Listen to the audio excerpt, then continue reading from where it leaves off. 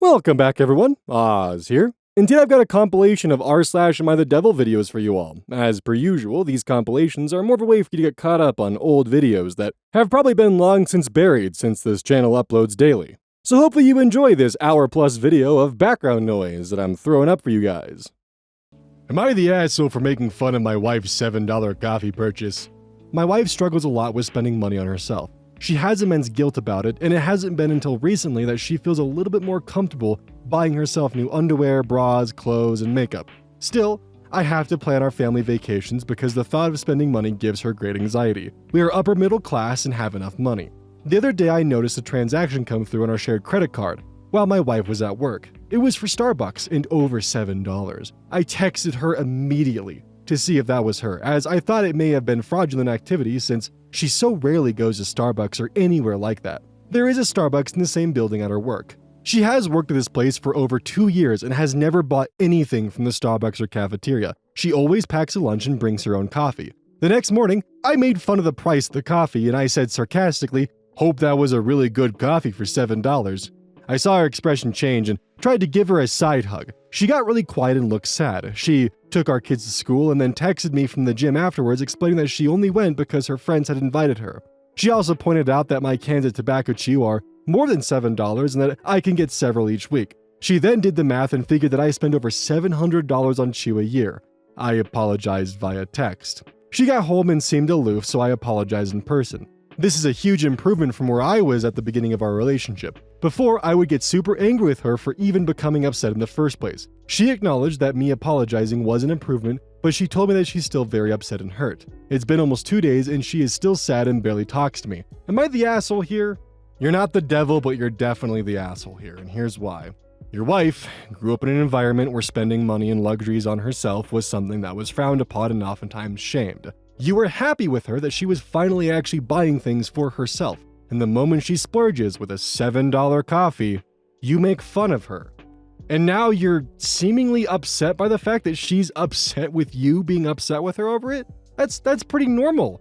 You mentioned she has anxiety over her spending habits, and then you actively shame her for splurging when she's out with her friends? Dude, yeah, she's gonna be mad at you, and she's entitled to be mad at you with this because you're kind of being a dick. Get her some flowers. Do something. You gotta apologize because you know what you did is wrong and not because you think she wants to hear an apology. There's a big difference, and trust me, they can tell. Learned that the hard way in high school. This one was posted to Am I the Asshole? Am I the asshole for mom shaming my 20 male sister, 28 female? My 20 male sister, 28 female, has a 5-year-old. His dad is not in the picture. She's currently temporarily living with us. My nephew is the most entitled little brat you will ever meet. Ooh, not starting out good. Super picky eater, constantly jumping around, messy, moody, oversensitive, throwing tantrums, all because my sister enables him. Before she moved in with us, I used to feel sad for her, but now I think this is honestly my sister's fault. For example, he keeps bringing in dirty rocks. It's just kid shit, man. How dare this little brat bring rocks in from outside? Oh my god. This is gonna be hell. I'm gonna struggle with this one, man.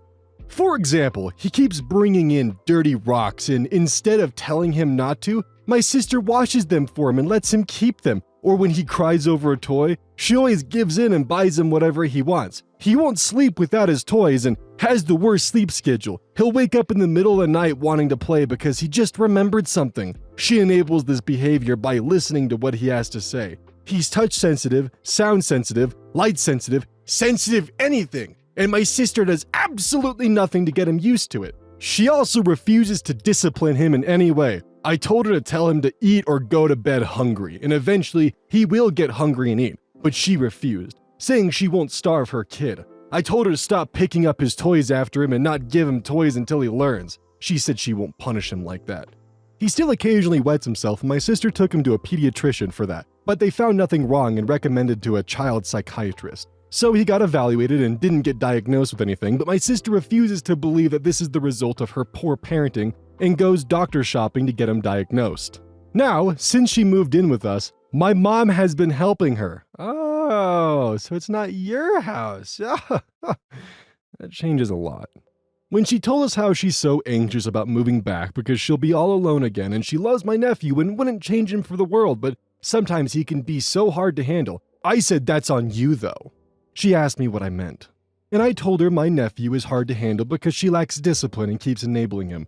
Her gentle parenting clearly doesn't do her any favors. She doesn't get to complain because she paved this way by refusing to listen to our offers. My sister broke down and started crying because there's already too much on her plate. He doesn't get the help he needs. She does the best she can, and she didn't need me mom-shaming her. I apologized but told her there is nothing wrong with him. He already saw a professional. The only help he needs is some discipline. Both my parents sided with my sister, and they're all giving me the cold shoulder. Am I the asshole? I certainly appreciate the brutal honesty, but you need to remember something. He's 5. Sure, you can maybe give some suggestions to your sister about how she can maybe improve her parenting with being a bit more strict, but at the same time, don't call a 5-year-old a brat for bringing rocks inside. I do think I might have a bit of a different opinion on this if this was your home, if you, out of the goodness of your heart, invited your sister to stay over and she was actively allowing problems to occur. However, you're living with your parents. Your parents are the ones who have the final say on this. Your parents have parenting experience. You do not. They sided with her for a reason. A lot of what you described is just normal 5-year-old behavior. Some 5-year-olds don't get out of bed wetting until they're like 6 or 7. That's just how it is. Collecting rocks? That's pretty fucking normal. Children being picky eaters? Yeah, my dad pulled the timer out when I was younger. That's just how some kids are. That's pretty fucking normal. Him waking up in the middle of the night? When I was 5, I was waking up in the middle of the night all the time. I used to play with Bionicles at 3 a.m. My parents would hear me talking to myself and, I was gonna fucking kill Kopaka for the 10th time. Every now and then they would be woken up at 3 a.m. because I couldn't find a specific Bionicle piece. I don't think they like that at all, and oftentimes they just send me back to bed. Took me a while to learn that I should not be up at random hours and playing with Bionicles just because I woke up and was no longer sleepy. I also think that you suggesting your sister should starve their child is a bit fucked up. But also, the one flaw that she actually has is not teaching her child to pick up after themselves. That's it. I think that's the only thing that you might actually have in your favor here. Now be a good brother and help your sister out. This one's from True Off My Chest. I feel disgusted for doing this to a girl, but also confused. So there's this girl I met during a friend's birthday party. We chatted for a while and were really interested in each other from the start. It turns out we're in the same class, which is kind of weird since I hadn't noticed her before. We started dating a few days later. It was great at first. She's very tactile and clingy, which I liked initially, but then, for reasons I can't explain, I started to feel disinterested. I didn't like her being clingy anymore and started losing feelings. She noticed my lack of interest and asked me about it. I told her the truth and she cried. I comforted her and said that I still considered her a good friend. We're in the same class, so we sit together all the time. A few days later, I felt interested in her again and told her. She was still into me, so we started dating again. After a few days, I lost interest again and felt annoyed by her for no reason, so we broke up again. She was in tears once more. Days went on, and I felt the urge to date her again, but I suppressed it because I knew how things would go. Honestly, I felt terrible and disgusted with myself for putting her through that. A few days later, at a party, we both got drunk and hooked up. We became friends with benefits at that point. She later asked if I was interested in her, and I said no. She was okay with that. Weeks went by like this. One moment I felt interested in her, and a few days later I'd lose interest. Then a guy from our class started trying really hard with her. I didn't bother because I thought he'd treat her better than I did, but after a few days of seeing them hanging out, I started to feel jealous. I thought maybe I had feelings for her again and made my move. She was hesitant at first, but eventually accepted me again. I promised her I wouldn't do the same thing again. We dated for a month, and guess what? I ghosted her. The same reasons as before. A few weeks later, I heard that she and the guy are dating. I lost it and approached her again, but this time she straight up rejected me, saying we're never going to work, which is true. I don't know why I keep doing this. I date her, lose interest, break up, then get interested again. And why do I even feel jealous if I don't really want to be with her? Buddy, you recognize it, that's the first step, but you need therapy, man. Holy hell. You recognize it's messed up to do, you're still doing it. I get it, your brain chemistry's probably fucked beyond belief, but my man, you gotta get therapy. Genuinely. Like, for your sake and for everyone around you, you need to get therapy. I'm not gonna be mean because you recognize it, and you're definitely trying to get help because you're going onto Reddit and posting about it and being honest with your behavior, and that's definitely a first step, but you gotta get help, man. Am I the asshole? Am I the asshole for wanting my son to have a more traditional wedding to reflect on his career choice? Asshole. I had a complicated birth with my youngest son, Matt, and I have always had high expectations from him. Matt is still in law school, but is still insisting on getting married this October. I'm not the biggest fan of his fiancée Amy's ideas for her wedding. She decides she wanted a Halloween marriage, and Amy doesn't care how it looks in front of Matt's peers and professors and other people in his conservative field once he finishes law school. Amy picked out black dress and somehow got in her head that she wants to wear ruby slippers to the wedding since she loves Wicked. I have repeatedly tried to tell Amy to have some respect for Matt's future field, but Amy thinks it's okay because she does marketing and some of her coworkers are coming to this disaster of a wedding. My oldest daughter dropped out of being a bridesmaid before Amy wanted the in-red dresses, and my daughter thinks Amy is being tacky, and Matt still won't do anything about the wedding and making it more traditional. I tried to talk to him again after the ruby slippers issue, and he told me maybe if his wedding stresses me out so much, I should skip it. I tried explaining that this kind of tackiness can backfire in his career because when he has wedding pictures up, people are going to notice his bride in a black dress and question his integrity as a lawyer. Matt has told me that I'm going to be uninvited to his wedding if I continue to make a scene, but I'm just trying to help people see him in a better light. I mean, the question really comes down to if Matt's happy and Amy's happy, then it's none of your business. Let them have the wedding they want to have. It's their wedding, not yours. If Matt's not concerned how people in his field see him because he has a quirky wife, then that's none of your concern. Besides, at this point, I've met a lot of lawyers, and they are quirky people, all right? Trust me, it'll be normal for them seeing this. Matt and Amy are happy, and you should be happy for them. And the fact that you're not, that's pretty sad. It sounds like you want the wedding to be traditional. Not that you care for his image, it's that you're embarrassed to have a son who's not willing to have a traditional style wedding. That's what I'm hearing here. This isn't about his professors and people in his conservative field. This is about you. And last time I checked, you're not marrying Amy. This one was also deleted by Reddit, so this should be fun. Am I the asshole for making my niece go on a date with a really nice kid after she was very mean girl to him?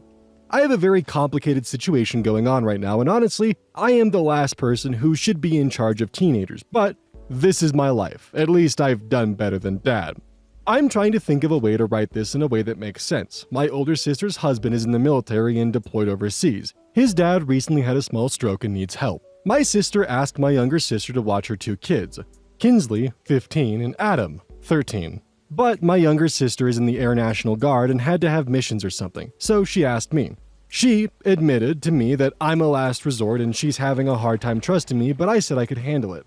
I arrived on Tuesday night and Kinsley asked me if she could have a study partner over. I said that was fine and I loved this kid. He knew more about nerd culture and West Coast gangster rap than I did, and I loved talking to him. They studied for a while and I could just tell this kid was deep into his emotions for my niece. I just so happened to be taking trash out when I heard him ask that he'd really like to hang out as more than just friends, and she said that she wasn't sure. Well, on Wednesday night I heard Kinsley talking to one of her friends that her study partner was a nice guy, but she just wasn't into him like that, and she felt bad that she even sort of led him on. I decided that I would give her a day to come to her senses and go out with him, so I asked on what the fuck? I decided that I would give her a day to come to her senses and go out with him. So I asked on Thursday and she said no. She didn't see him that way. I told her if I was going to be in charge, she was going to go on a date with him and I would not allow cruelty to nice people. She screamed that she wasn't being cruel and I was like, that's it, you're gonna go out with him. She faked being sick on Friday, but I made her go to school and she begged me not to make her go out with this guy. And I said that no, she had to learn she couldn't be cruel to people and lead them on. He was such a gentleman when he picked her up on Friday, and he had her home right on time and even walked her to the door and thanked me for allowing him to date my niece. When Kinsley came inside, she said, I fucking hate you. Aunt Jessica would never have humiliated me like that, and went and slammed her door, and I haven't seen her since. My sister called me this morning and reamed me out and said that she wants her daughter to be nice as well, but I took away any sense of agency she had with this guy and that I'm not her parent. I'm there to call 911 if something goes wrong, not to emotionally scar her children because they make different choices. She also accused me of favoring this kid over my own niece. I don't get it. My sister was severely bullied as a kid until she literally turned into a SWAT in college, and I thought I was doing what she would do and not allow Kinsley to be a bully herself. Am I the asshole? Okay, so she said to a friend she wasn't into the guy and felt bad because she accidentally let him on, so you forced her to date the guy. That poor guy! Like, what if he finds out that Kinsley only dated him because her awkward uncle forced her to? He's gonna feel like shit! Okay, I'm gonna take a step back here. I think the uncle is just incredibly socially awkward. I can understand why he was the last resort to be picked to watch over the kids.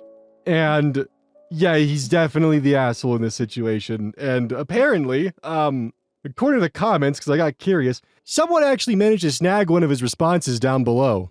Copied verbatim from Opie's comments. Totally, you're the asshole. She wasn't mean, she wasn't cruel, she wasn't into this kid, and you apparently liked him so much that you're willing to force her to be with him. This is wrong on so many levels, and the fact that you don't get it is beyond bizarre. Frankly, if I was your sister, I'd be getting those kids away from you. Oh my god. Next, you'll be planning a wedding for them and dragging her to the altar by her hair. What century is this anyhow? And the OP responds, not breaking rule 3 here, I promise. But how is what she did not cruel? Can you put yourself in his shoes with how high on life he was after the study date, only to be dropped off a building? Emotionally, at least. Buddy, if her turning him down was dropping him off a building, then what you did was... Dude, when he finds out that she only went on a date with him because you made her, she wasn't being a bully, she was just not interested in a guy. I'm not crazy, right? Like, this is weird. So this one was deleted by Reddit, so we're reading off the auto-moderator's comment. Am I the asshole for kicking out my son? I, 43 male, am the father of 3 children. Recently I found out my son, Jay, 14 male, is in possession of drugs. A little bit of background about me. I'm a police officer in the Philippines. There's been a drug war raging here for a few years now, and it's my job to help fight the war. So as you could imagine, I was pretty upset about finding these drugs. When I talked to him, I immediately started yelling at him. I gave him the option to stay and get rid of the drugs or leave. He chose to leave. I didn't really leave him with anything. I just let him go and whatever of his stuff he wanted to keep. I have not looked back. Good God, dude. I found out that he's now living with my sister, who seems to be supporting him as much as possible. I cannot say that I'm exactly happy about this. While I'm glad he's safe, he should not be treated so well. Dude. My other 2 daughters, 8 and 12, are very upset with me about this. When they found out he was gone, they immediately objected. I've gotten quite aggressive towards them, as I'm not going to change my mind. I have told them to not bring it up again. My older daughter, G, seems to have been going out a lot. I'm pretty sure they've been seeing each other often. I will not change my mind about kicking out Jay, but I do wonder if I did the right thing. So am I the asshole for kicking him out so easily and being the way I am? So, I want to believe this is rage bait. But unfortunately, there's a little tell that I have that tells me if this was written by an adult who's fairly literate. And it's the fact that I read this in one take. The linguistical flow of this is a bit too perfect. It's a bit too on the nose for this to be like, well, bait. This feels like someone who's learned the fundamentals of English and is working around them, because every single word was very predictable, which tells me that this is probably an adult who's fluent in English as a second language. I've actually found that people who learn English as a second or third language, and when they're writing something up, normally they have actually surprisingly impeccable grammar and their writing style is highly predictable. Which means that I'm able to narrate this in one single take, which is not very often, let me tell you what.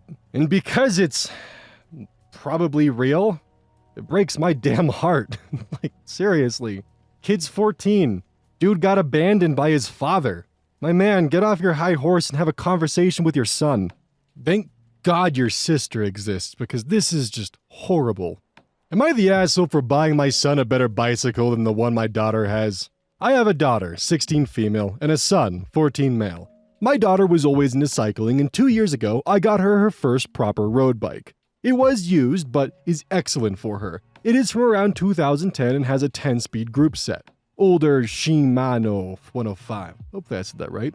She's been doing fine with it and even joins cycling clubs, group rides and races for women, and often finishes in the top 5 and even won a couple of times. My son used to be into cycling as well, but then kind of stopped 2 years ago, but now wants to get back into it and has outgrown his old bike. I am also into cycling and have a top-of-the-line carbon fiber frame Dura Ace Di2 group set bike, although I do not race but go on longer endurance runs and bike backing with some friends. My daughter does not often join us, but the few times she has, her bike was fine for the task and she kept up with us. I decided to get my son a bike that is quite smaller to mine, as he said he would join me bikepacking, etc. I know it is a little more than he needs for now, but the idea is that it will suit him longer for when he does reach peak performance and I don't have to buy a new bike. Getting such a bike for my daughter would not make a difference, as obviously, as a woman, she can output less power and there are diminishing returns on such a high-end bike. She has been winning races against such bikes on her current one. The only slight advantage would be from the disc brakes in newer bikes for her. However, I feel like she's a little jealous of her brother's new bike, and she's been acting a little cold towards me since I bought it and passive-aggressively talking about how she would love to have a carbon frame and electronic shifting. Am I the asshole here? While I can afford a bike for her, I don't feel like it makes sense if it'll never benefit her. Even bike companies make sure that all of the performance testing, etc. of these new components by reviewers are done by men, so they can truly test the limits of the technology. Oh my god. Yeah, dude. my man. Not only is there just blatant sexism in here, but you're actively favoring your son over your daughter because of the sexism. Yeah, of course she's gonna be upset with you and cold towards you. Dude, we all have our likes and hobbies. You very clearly are very passionate about your bikes, and you like sharing it with your children, but you're not passionate enough to share it with your daughter the same way you're sharing it with your son, and that's fucked up. This one was once again removed by Reddit. Am I the asshole for refusing to pay child support for a child that isn't mine? Buckle in, because this took a turn I wasn't expecting. My soon-to-be ex-wife and I, both mid to late 30s, are in a disagreement. We're currently separated in the process of divorcing. She's basically demanding I pay child support to her, which I refuse so far, because the child is not my biological child. My ex keeps arguing that we chose together to adopt, and that makes us both legally responsible. See, I told you. If I had my own child, I'd be happy to pay and be involved as much as possible, but that's not my real kid. Dude, fuck you. I don't think it's fair or right that I'm expected to help pay for a child I didn't help create. Once the divorce is finalized, I plan on cutting ties with my ex and the child completely. I've been talking over the issue with my friends and family, and opinions are split. Half say I owe my ex and that kid nothing. I should move on and never look back. The other half agree with my ex and say that by us adopting, it made us parents together, and we both owe the child the best life we could give them. I won't have a choice to pay if I'm ordered by the courts to do so, but until then, I don't plan to, as my ex-child is not mine. I'm willing to sign away any rights I have to the child. Am I the asshole? Yes. Are you possibly entitled to not pay for a child that's not yours? Honestly, in this case, no. Fuck you, dude. You agreed with your ex-wife to adopt that child, and fuck you for saying not your real kid. My uncle has 2 adopted children, and those 2 kids are as much family as anyone else.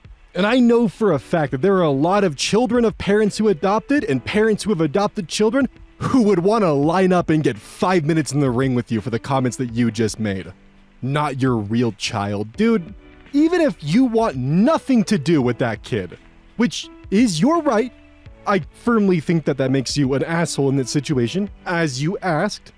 But you should be required to pay your ex-wife child support because both of you adopted a child. That's on you, my dude. I'm actually willing to bet that the adoption process is probably why they're divorced, because if this is how you see the adopted child, thank God you two got divorced, because that kid would have been miserable with you as a father. Please let this be rage bait. Please. Am I the asshole for snatching my wife's bunny ears headband off her head in front of her students? My wife, 38 female, is a teacher and a doctoral candidate in education. Yesterday we had a pretty big fight, and today, I, 40 male, drove to her school a few hours ago just because she forgot something and she wanted me to drop it off for her. My wife teaches very young kids, so she frequently wears this bunny ears headband that the children all love. I was the one who bought it for her because I help out financially with extraneous school supplies like this. I also must note that the tension from our fight spilled over from yesterday, so I was still angry at her when I dropped by her school to deliver her thing.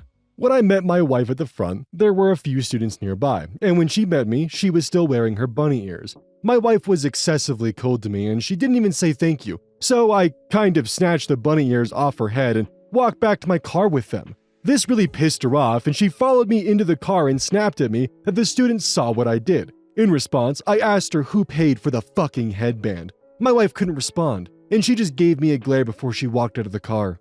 Dude, what the fuck? Yes! You are in fact the asshole. You single-handedly leveraged your finances above your wife, made her look like a fool in front of her students, and also possibly start rumors about her home life. And if this is how you're willing to treat her in public, God knows how you treat her in private. I'm very curious to know what that previous fight entailed because good God, man. Why would you post this? God damn, dude, now your wife has to explain to her students why her husband can throw a temper tantrum in the parking lot, but they can't. Come on, man. What were you thinking? Am I the asshole for sending an email to the rest of the family about sister-in-law's behavior on vacation? What? My husband and I decided to bring our 2 kids to Disney World for 4 days now that they're old enough to appreciate it. My husband and I are not in the best of shape, so we decided to invite his sister and her husband along with us. We have 2 separate rooms. We assumed we would spend our time in the parks together since it was, after all, a family vacation. The first day in the park, we all did a few attractions together, but then when we went to bring the kids to meet some characters, she said she and her husband had things in the park they wanted to do and would meet back up with us. We didn't see them until dinner after we watched fireworks together and then went back to the hotel. The second day we went to Epcot, they stuck around with us until the afternoon, but then split up with us again to drink around the world. When we met up with them for dinner, they were clearly very tipsy in front of the kids, very mature. When we got back to the hotel that night, I knocked on their door after the kids were asleep. I asked them if they were going to spend any time with the family on this vacation and told them running around an amusement park with kids all day is exhausting and we could use help. She claimed the time they were spending with us was enough, but they wanted to do their own thing too. She made a rude comment that she didn't take days off of work to be our babysitter. The next 2 days, we didn't speak to them at all. They did their own thing and we did ours with our kids. We didn't see them again until the flight home, which was awkward. I was so upset that they ruined the experience for our kids who were looking forward to spending time with their aunt, that when I got home, I wrote an email to her. Oh my God. I wrote and emailed our immediate family about the experience and at the end, told them this was the reason we would be getting low contact with sister-in-law. I included sister-in-law on email, sent it, and went to sleep. Woke up to a ton of angry texts from husband's family calling me ridiculous. I just assumed she would spend time with family on family vacation. Clearly, she did not value family. No. It is crystal clear you invited them to that vacation under false pretenses. That is ridiculous. You literally said, my husband and I are not in the best of shape, so we decided to invite his sister and her husband along with us. You knew exactly what you were doing. Like don't even try to play that game. I get the feeling that when you knocked on the door after the kids were asleep to talk to them, I have a feeling that you were probably pretty confrontational towards them, and that's why you got the rude babysitter comment thrown your direction, which was probably well-deserved, honestly. And then to top it all off, you chain emailed her entire family about their behavior. Oh, God forbid they got intoxicated at Disney World. Oh no! Now, because this wasn't added, I doubt this was the case, but this would be a very different story if you specifically paid for their entire travel with the stipulation that they were there to help you with your kids. That would be different. That would be entirely different. But I seem to doubt that. Not to mention, I've dealt with people like you. The only reason why you would send an email like that out to their family is not to explain why you're going low contact. It's an attempt at shaming. Your goal was not to explain why you wouldn't want to be around them. Your goal was to shame them and make the rest of the family give them the scorn that you wanted them to. There is no other reason for that. Would I be the asshole for trying to stop my brother's wedding? Throw away for obvious reasons. My brother is getting married to his childhood sweetheart soon. I don't like the whole idea of the wedding because they're practically still kids, and it would be dumb for them to get married so young. Our parents, ours and hers, are pretty pissed about it too, but going along with it anyway because they were worried they might just elope and go no contact otherwise. Also, I'm in love with his fiancée. There it is. We all sort of grew up together, neighbors for 5 years when we were teens, parents close friends now, etc. And she always had a big crush on me, but I ignored it because she was a kid and really annoying. But her and my brother were always best friends because they were the same age. We had a bit of a thing when we were like 18, 16, but again, I thought she was too young, and also I was dealing with a lot of personal shit at the time, so I ended up pushing her away and making her think I didn't want her because I didn't want to hurt her worse in the long run, even though I kind of did start to really like her. I guess I thought she'd just be there when I was ready or something because she'd always been so obsessed with me. Ugh. Cue my freaking brother riding in on his white horse when I broke things off with her and them getting together, which was always his game plan, I think. Fast forward 4 years and apparently they're getting married. She's more religious than us and they've always done this purity ring bullshit, so obviously my brother just got bored of waiting and wants to get married now so he can get laid. I don't think he's good enough for her, and I never did, especially in the light of what I know now. Anyway, my brother got really drunk the other night and told me that when they broke up for a while, I don't know why they broke up, but I remember he was really cut up about it. Last year, he fucked someone else just before they ended up getting back together, and he was going on to me about how bad he felt and how he didn't know she was going to take him back when he did it, and he wished he hadn't. Whatever, dick. I don't think she knows what he did, and I don't think she would marry him if she knew he'd gone and cheated on her when they were broken up, especially if they were doing the whole no sex before marriage. Would I be the asshole if I told her what he said and told her how I really feel about her and maybe stop the wedding? I really think she's my soulmate and that deep down she probably wants to be with me too. She just doesn't know that I'm in love with her, / still an option, or that he's just a cheat. I love her too. I should tell her, right? She might want to be with me instead. Oh. This feels like a really bad Hallmark movie, but the target audience is for incel nice guys. Buddy really said that he cheated on her when they were broken up, and that's grounds for them to be... That's grounds for him to ruin their wedding, and the fact that he wants to confess his feelings, believes they're soulmates, and thinks that she'll just drop his brother and go right for him. Dude, like, would that be a conversation that him and his fiancée need to have? Yes, very much so, especially if there's a religious aspect to it and they had a promise ring. That is most certainly a conversation they need to have. Are you doing this for morally just reasons? No, you have ulterior motives and therefore it throws the entire reasoning out the window because you just want to get with her instead. You're not doing the right thing. You're just really selfish in probably one of the most awkward nice guy ways. Am I the asshole for firing an employee after seeing what she posts on her social media? 6 months ago, we had a new hire in the company I work for as HR manager. She's a 25-year-old girl. She was very lovely the entire time and friendly with everyone. In my company, we also do background checks, but I found nothing on her, and her Instagram was private. We worked closely together multiple times, and we ended up developing somewhat of a friendship. I wouldn't say we were proper friends, but we got to a friendly point, where we'd hang out after work sometimes or spend our breaks together. We'd gossip, etc. 4 months in, she popped up in my Instagram suggestions, and I clicked on her profile. Still private, and I was surprised to see that no person from our company follows her. I clicked and sent her a follow request, to which I noticed she hadn't responded in weeks. I thought she simply wasn't using Instagram that much, that's why she hadn't responded, but then I saw she changed her profile pic at some point. So the next time I saw her, I casually brought it up to her, and she replied that she doesn't feel comfortable to have people from the job following her, but because we were friendly, she followed me back. Once I saw what she posted on her Instagram, my mouth dropped.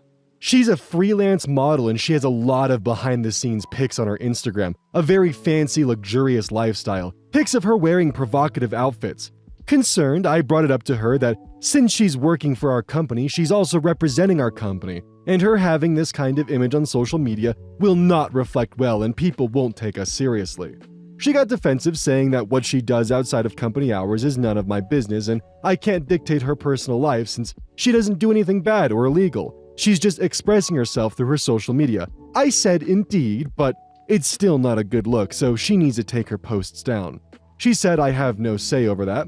I warned her that this decision would have consequences, and she refused to comply, so I ended up firing her. Now, some coworkers and higher-ups said my decision was too harsh, and it gives a bad look to our company and working environment, while others say I was 100% justified. So if I understand this correctly, HR was extremely pushy to follow someone's private Instagram. something that the normal customer of a company would not have access to. It would not represent the company. She pushed her to the point and essentially became friends with her and under false pretenses lured her into feeling confident enough to allow someone from the company, HR for that matter, to see a private Instagram. Then she was fired based upon what she saw on that private Instagram. And people wonder why HR gets a bad name. This is actually really gross. Like, it's a private Instagram. It's not something where someone who's a customer of said company is gonna stumble upon the employee's Instagram because it's private.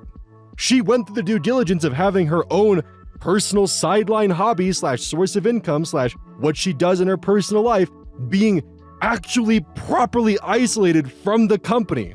And the HR person wormed and weaseled themselves into a position where they had access to it, didn't like what they saw, and then fired her over it. I don't know, maybe I'm wrong, but that feels really messed up. Am I the asshole for asking my husband to put his foot down when it comes to his daughter? I've been married to my husband for many years, and I've been a part of my stepdaughter's life since we began dating. We had the usual every other week custody with her mother. Stepdaughter has had behavioral issues for several years now, and has done poorly in school since elementary school, not completing homework or turning it in, or not doing well in tests, and never seeking help from teachers. She is on medication for ADHD and depression, also diagnosis with oppositional defiance. She lies and sneaks around. At our house, we have rules and consequences that all the kids follow.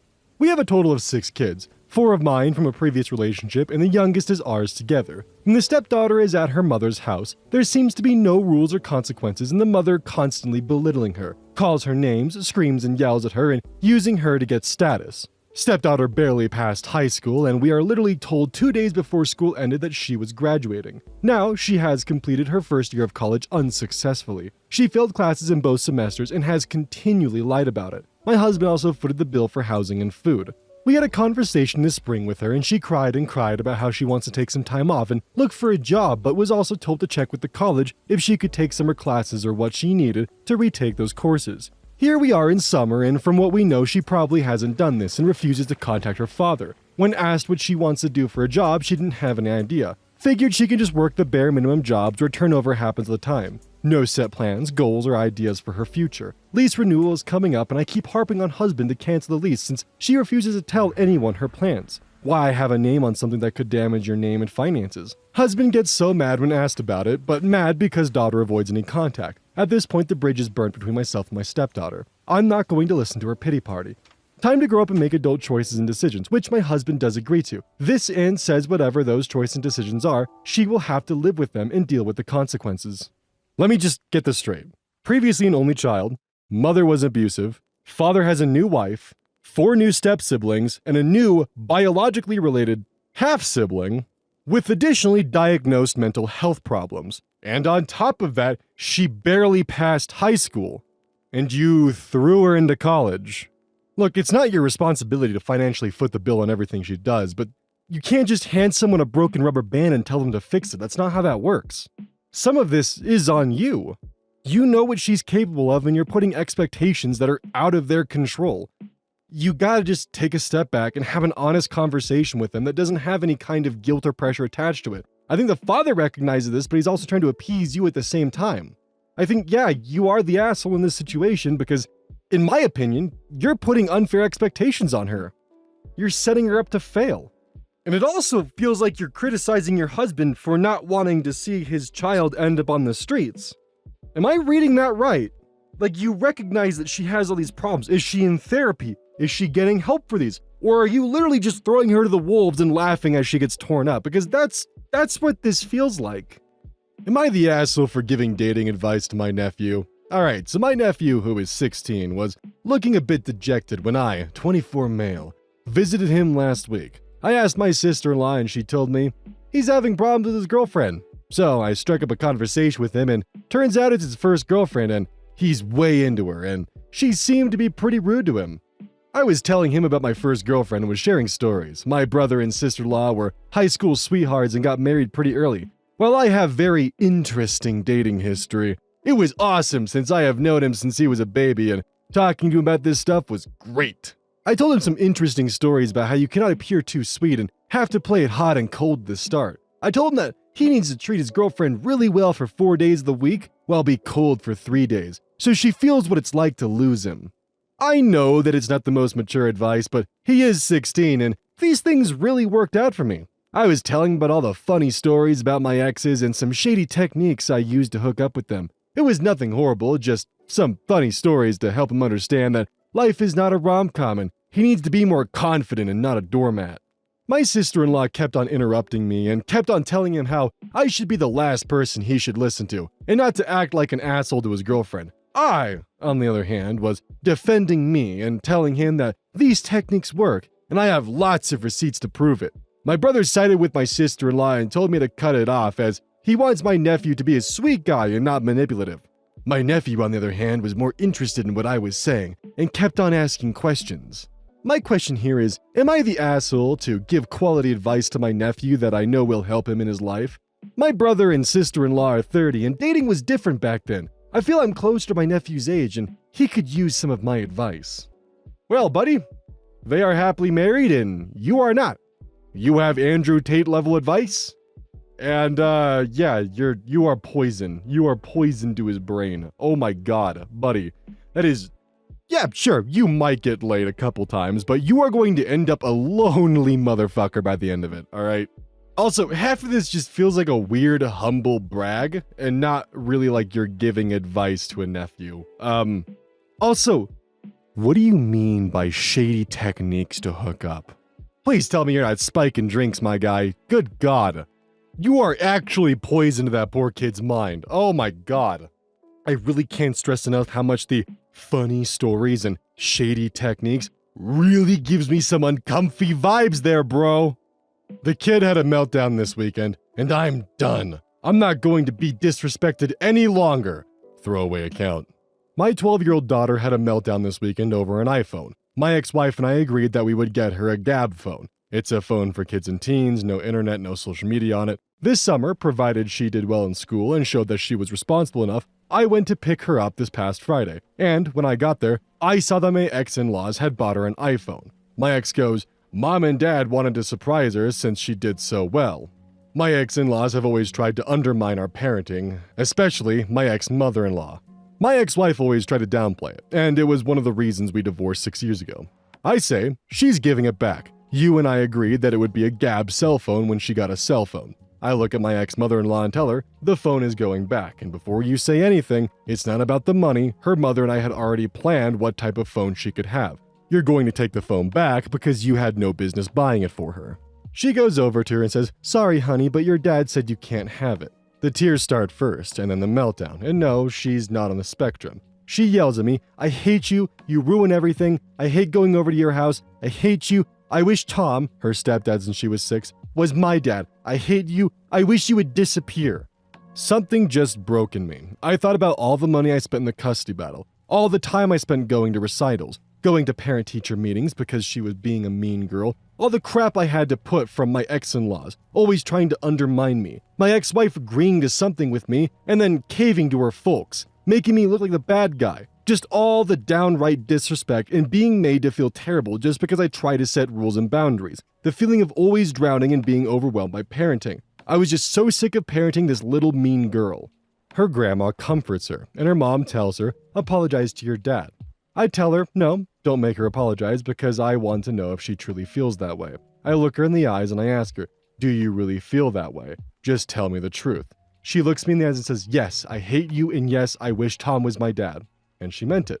I tell them, fine, she can keep the phone because I'm just done. She doesn't want to come over anymore, fine. If Tom wants to adopt her, tell him to drop the papers, and I'll sign them. You're gonna get your wish, kiddo. I'm going to disappear. I'll pack up your room and your things at my place and I'll drop everything off this weekend. I did just that when I got home, packed up all her stuff and dropped it off at her mom's front early Saturday morning. I got dozens of texts and calls from my ex wanting to talk the past few days, but I did not respond. I was offered an assistant director job with the international division of my company a few weeks ago. Even though it is a huge promotion and a huge pay increase, I turned it down because of the extensive travel requirements and a possible relocation overseas. First thing this morning, I went to my boss and told him if the position was still open, I wanted it. By lunch, I was in a Zoom meeting with the VP of International and the department head of International. Before I left this evening, I was in HR filling out paperwork. I officially start the new job in 3 weeks. I know I'm going to have to talk to my ex and the kid eventually, but I meant what I said. I'm done. If her stepdad wants to adopt her, he can. If not, that's fine as well. I'll simply be a monthly check. I may update this, but I'm just done being disrespected. That kid is going to need a lot of therapy moving on. Holy shit. Okay. I was with the dad up until it became clear that he was looking for an out. He had an overseas offer, and the moment that he saw a position to take it, he took it. Not to mention, she's a teenager. She's hormonal. You gotta think about that, man. You saw an opportunity, and you took it, and she's probably gonna hate you for the rest of your life. Or she's gonna have abandonment issues and a lot of other issues for the rest of her life that you'll be the direct cause for. Thing is, having an iPhone is a status symbol. She probably saw this as her in with the cool kids, being able to make TikToks and interact with her friends on social media, all the fun stuff. She saw this as her ticket in to actually, being someone in her school. And you took it away from her. A Gab phone would have been embarrassing. And I'm not saying you made the bad choice by originally wanting the Gab phone. I'm not saying that, your parenting style was wrong by wanting them to essentially be off of that stuff and not wanting them to have access to the internet. You were in the right for that. But you gotta remember, she was given a golden ticket, had all of the emotions go through her of how exciting it was and all the thoughts and possibilities, and that got stripped away from her. Yeah, that is definitely on the mother-in-law. And yeah, she was definitely having an emotional breakdown and a meltdown. And instead of being a father, you left. I really want to hear some common perspective on this one, because I think the dad was right to feel wronged by what the ex-mother-in-law did, but I feel like his reaction was almost sinister, if I'm gonna be honest with you. Am I the asshole for telling my wife that her best friend's lethal drug overdose means nothing? My, male 33, wife, female 34, recently lost her best friend of 16 years to a drug overdose. Essentially, her friend had been dealing with some sort of mental health issues for several years. I honestly didn't know which one it was. My wife's best friend had started smoking weed in high school, but according to her, this wasn't a regular thing, and when she did do it, she only smoked a little. My wife has told me that her best friend was cheated on a few months ago, and this prompted her to start taking harder substances, such as opioids and some others that I don't know. This went on for around a month before she was found dead in her house by her roommate due to an overdose. My wife had been extremely torn up about this, and it's been very hard in our relationship since. She's been taking weeks off work, she won't eat, and this resulted in me having to postpone a big promotion I was doing for work.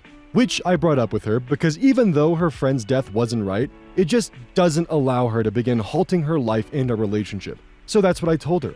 I also told her that in the grand scheme of things, her best friend's death means nothing, and that life will go on for everyone, me, my wife, and her best friend's family. My wife broke down into tears after I told her this. I tried to comfort her and apologize, but she told me she was going to stay with her parents and that she needed time to think about the disgusting and heartless things I've said. Am I the asshole? It sounds like you're more mad about the fact that your promotion at work was stalled because she was grieving over the death of almost a lifelong friend. My man, when she needed you the most, you vanished like Aang. That is, my God, dude. That is a grotesquely sociopathic comment. Because in one fell swoop, you basically just said yeah, your friendship with her meant nothing over the last 16 years and get over it. And your wife is probably wanting space because she probably just realized that if she were to die tomorrow, you would probably just move on immediately and have no feelings about it. Because if you're so heartless about one of her best friends dying, how are you gonna feel about her? You can't even show even a crumb of empathy towards her. Congrats on the new promotion, dude. I hope it was worth the permanent damage to your relationship with your wife. How do I inform me, 29 male, this woman, 29 female, that she's not my girlfriend? I'm in a peculiar situation. This woman we will call Rachel is under the impression that we're in a relationship. This has been going on for 4 years now. I have never asked her to be my girlfriend, but there was a miscommunication at some point. Now, I won't lie, I played into it a lot and I shouldn't have. I did all the couple things couples do, but I never asked her to be my girlfriend at all, or referred to her as my girlfriend. I didn't stop her from calling me her boyfriend or wanting to celebrate our anniversary. In my mind, however, I was single. So when I hear her ask about marriage or moving in together, it makes no sense. I figured she would one day realize I never officially asked her, and then realize it before things got out of hand, but she never did. Everything was fine until about a month ago. I met this beautiful woman. There's this food truck that isn't far from my house. I asked her for her number and we've hit it off. Things are getting serious and I'm going to ask her to be my girlfriend soon. Before I do that, I need to address the elephant in the room with Rachel. Okay, so this guy actively allowed her to celebrate anniversaries, do couple things, call him her boyfriend, and never once corrected her, and is somehow confused as to why she would think they're in a relationship. I think this guy is lying and being a slimy little piece of shit, personally, because what I think happened was he fell in love with the girl at a fucking food truck, and is now trying to find any excuse in the book that he can to justify the reason why he wants to move on. It's not technically cheating because we never were actually in a relationship, etc., something bullshit, just gross behavior. And I think he's full of shit because I honestly cannot even imagine stating like, yeah, we celebrated anniversaries and couple stuff and whatnot, and then state in the next sentence that it makes no sense to you for her to be asking about marriage and moving in when you've been celebrating anniversaries together. Like, I can't be the only one who sees it, right? Like, this is some pretty insane, unhinged, behavior here. This is gross. I should also mention this was posted on relationship advice, so he's trying to get advice from people on how to convince and gaslight this poor girl that they were actually never in a relationship, that she wasted the last 4 years of her life, and that he... Dude, this is actually fucked up. Actually, the last 4 years of your life where you were convinced we were in a committed relationship never happened. Dude, I feel like I'm going crazy with this post. Would I be the asshole for telling my sister's friend that he should stop pretending to be gay to get close to her? I have an older sister whom is 3 years older than I, but not the right use of whom. She's smart, popular, and attractive. I don't think she realizes how nice of a person she is and how personable she is as well. She has a lot of friends, but a select few she's close with, including a guy friend she's recently gotten close to. That friend is actually only 2 years older than me, but had transferred to my high school after my sister had already graduated. During the time he and I went to the same school, he and I had a variety of girlfriends, whom of which he went through like toilet paper. Recently, that guy started working at my sister's job and got close to her. She introduced him to me as her gay best friend, which I know is a load of bull. He is the furthest thing from a gay man, and I know exactly what one is like. What the fuck does that mean? And I know exactly what one is like, being that I have an older brother who is openly bisexual. I think he's trying to get close to her to do something gross. Should I tell him to stop pretending, or is that not my place? Edit 1. I may have come off as arrogant for saying I know exactly how gay people are, and for that I apologize. I'm a lesbian, and accusing me of bigotry or homophobia would be wrong. Edit 2. I have a very strong suspicion he's pretending. I'm aware that some people in the closet will date women out of being scared they'll be outed. If he was bi like people are saying, my sister wouldn't have introduced him that way or been that comfortable with him. My sister is an SA victim, and it takes a very long time to trust men like she's trusting him. Okay, thankfully, sadly, The Worst actually has a comment on this where they've grabbed a lot of OP's prior comments for further context because, oh boy, do I have a lot to say, and I'm hoping to God other people covered it beforehand. Copied verbatim from OP's comments. I know exactly what one is like. Pardon? Yeah, that's what I'm saying. What are we like exactly? As a gay man, I think you sound pretty fucking ignorant. I apologize if that came out wrong. I didn't mean for it to sound that way. I'm sorry. I'm gay myself and I have other friends. I'm aware gayness doesn't have a personality attached to it. Sorry for making it sound like it did. So what exactly do you mean by this? I know exactly what a gay man is like, being that I have an older brother who is openly bisexual. He's almost like putting on a show with the whole gay thing, like super over the top about it, saying all these things and making all these comments that I don't have the courage to repeat. It was almost like he's mocking them. Info. Okay, I'm a gay dude. Gay dudes come in all shapes and sizes. Why are you so hellbent on saying he is not gay? Because it's like he's acting. He's so over the top about it, acting all flamboyant and saying all these things are borderline sexual harassment. He's putting on a show. He's acting the part. The gay men I know don't act that way. They don't go out of their way to let people know they're gay. When I was in high school, I had a friend who was super fucking closeted. They were part of the LDS church. He was certainly a bit of a goober with how over the top he was about his religious convictions and how ironically homophobic he was. When he moved out from his parents, full fucking 180. Like going to ragers, going to clubs, going to raves, super flamboyant and feminine the moment he moved out, night and day. And yeah, he did date women within the LDS church during high school, specifically to maintain an expectation that was put onto him by his parents. Point being, you've got no idea what he's been going through or what his life's been like. Maybe he's in a similar situation. I know that other members of the LGBTQ community would easily be able to point out more stuff like this, like the biphobia, the erasure, and the fact that just by simply being part of the LGBTQ community doesn't mean you can't be bigoted. That's actually really fucking common, unfortunately. Am I the asshole for insisting my daughter take more driving lessons before her test?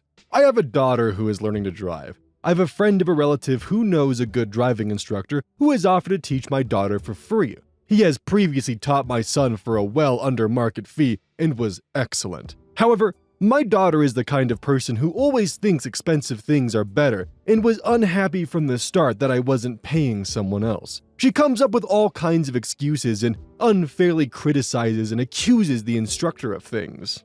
For instance, she has said the car is filthy when it isn't that bad, come back with gum in her hair and claimed he either put it there or it was in the car. Sometimes when the instructor is driving to show her things, he accidentally touched her while changing gears and she claims it was on purpose. I told her to tell him, "You don't like that," and she did, and he said it was an accident since his other car is wider than the one he uses for lessons. Then, she also claimed he sometimes spits when he talks and that he shouts at her and said it was on purpose. She dismisses his feedback, and when he tells her that she didn't shoulder check or hesitated when changing lanes, she claims he's lying. I'll admit I know this person has a peculiar sense of humor different from my daughter, but he means no harm and his heart is in the right place. My daughter, after driving for only 6 months, learning a stick shift, says she wants to take the test to get it over with. However, I asked her instructor and he says she should practice for a couple more months as she lacks confidence. My daughter is now upset with me as she is confident she can pass, but I feel she just wants to stop the lessons. And even if she somehow passes, I do feel that more practice makes sense and will help her. While I haven't seen her drive since I don't trust her with my car yet, I do believe the instructor and trust him in this regard, especially with all the experience he has. Your daughter came back with gum in her hair and you didn't have any suspicions or questions about that? And he charged you for teaching your son, but is giving your daughter instructions for free, and he's touched her inappropriately according to her, and she came back with gum in her hair, and you want her to continue seeing him for another couple months when she claims that she's ready, and you haven't even seen how she drives yet? Also, one of the bigger red flags in this is that she claims that he's spitting on her on purpose, and your response is, he just has a peculiar sense of humor that's different from my daughter. Sadly, the worst, massive shout out to you, has once again created a compilation of his comments, copied verbatim from OP's comments. You're the asshole. You don't get to make your daughter keep driving with this guy she hates just because you don't want to pay for something. Let her take the test and then have her practice more without that teacher. Info: why not let her take lessons with a different person? Obviously, your daughter and your friend are not vibing together.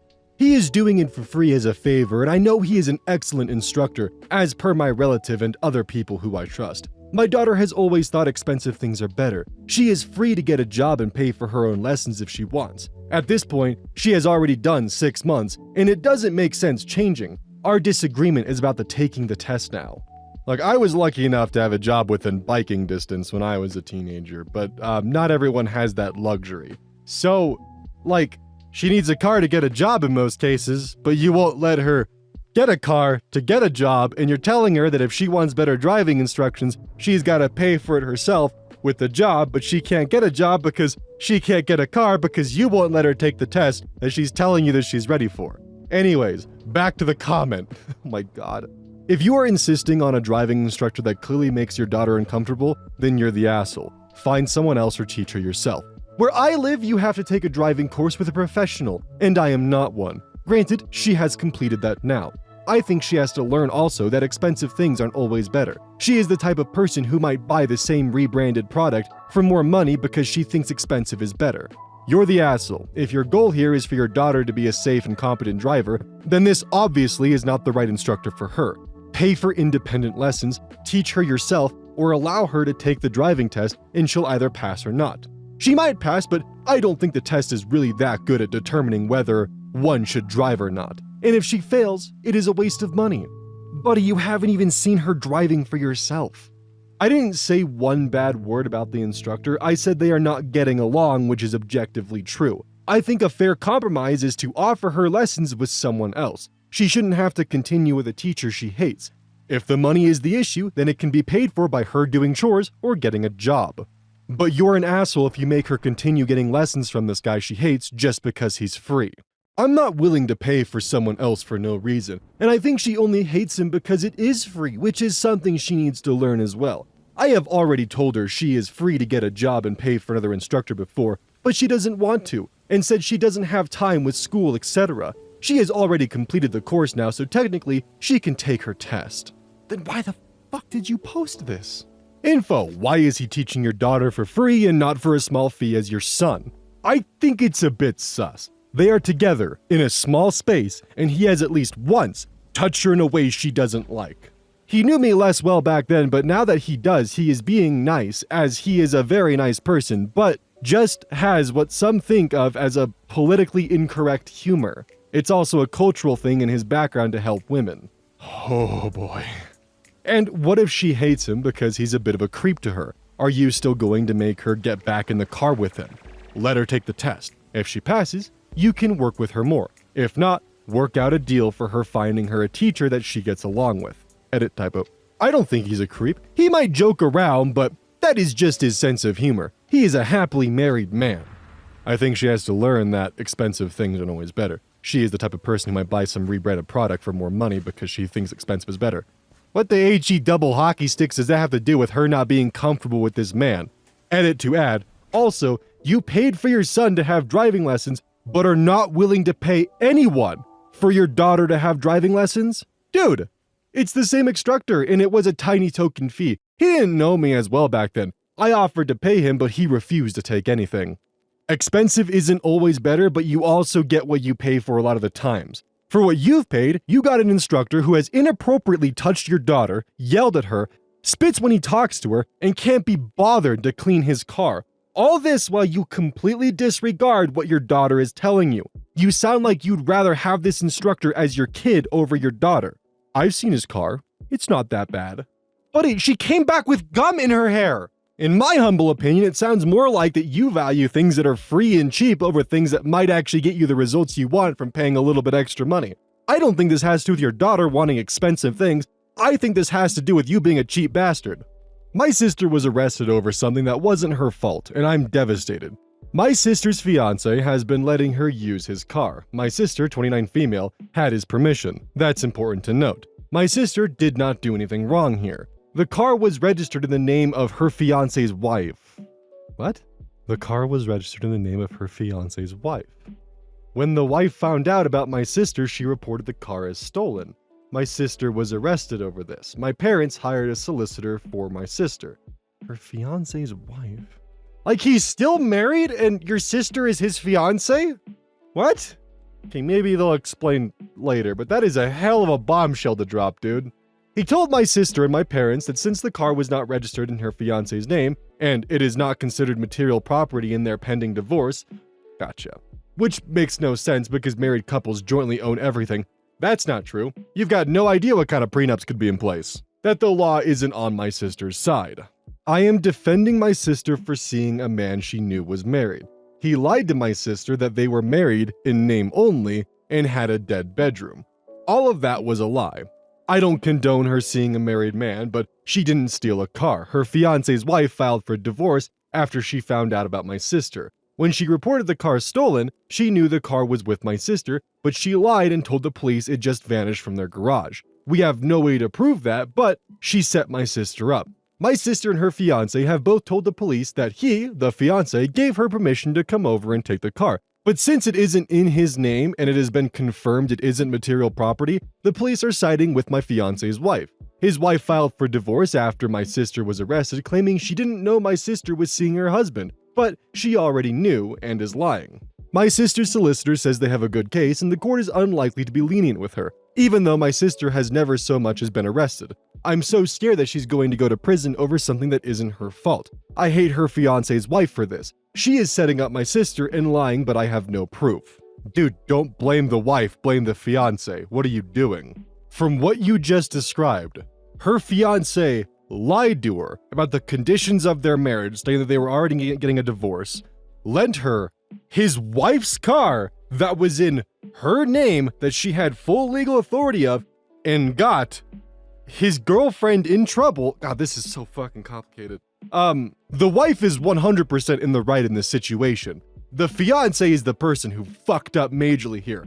Yeah, your sister is kind of a victim here, and I don't think she should be going to jail over this in the slightest, but at the same time, if she's still with her fiance / this wife's husband after this incident, then she's an idiot. I'm sorry, but he lied to her. He lied to both of them.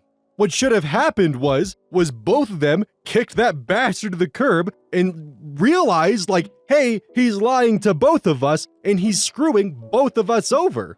But no, instead it's the wife's fault for simply being like, where the hell is my car? Which is an entirely reasonable response to have, by the way. Maybe there is more insight here that I'm not aware of, but to me, it really does sound like the fiance is entirely at fault here, and the sister / girlfriend of the fiance is simultaneously both a victim and a perpetrator in this situation. Like, you gotta remember, the wife probably went to go get her car and found it missing. So I noticed this on the cutting room floor, and this is entirely a secondary insert going after everything, but OP may have had a Freudian slip and said my fiance's wife. Not their sisters, but my fiance's wife. This could be a typo, but I don't know. It's something I noticed and thought would be interesting to point out. Am I overreacting over my little sister isolating herself from family activities? So I have a little sister that just turned 21.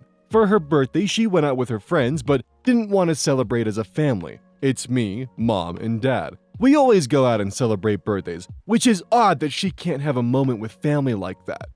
It's not like this is a one-off. Over the last few months, it seems like she is gradually cutting us out. She skipped my birthday voluntarily back in October, not because she was working or busy. She just didn't feel like going, and so she sat in bed while we went out. That pissed me off, but not as much as her avoiding basically everything we do as a family. She has no interest in going to sporting events or going out every weekend. Honestly, I'm getting fed up with my little sister. I understand she has friends and a job, but it's like she's doing this on purpose. She seems to be on the hate on men bandwagon, as I know she complains about me behind her back, based on how she complains about dad. She's the type of person that complains about everyone. She's insufferable, but she's still my sister. I don't want to drift apart or cut her off, but that's where this is heading. I don't even talk to her anymore, and next year I probably won't get her any gifts if she keeps pulling this crap. I wonder if this is a modern women problem. It seems like a lot of younger women act like this.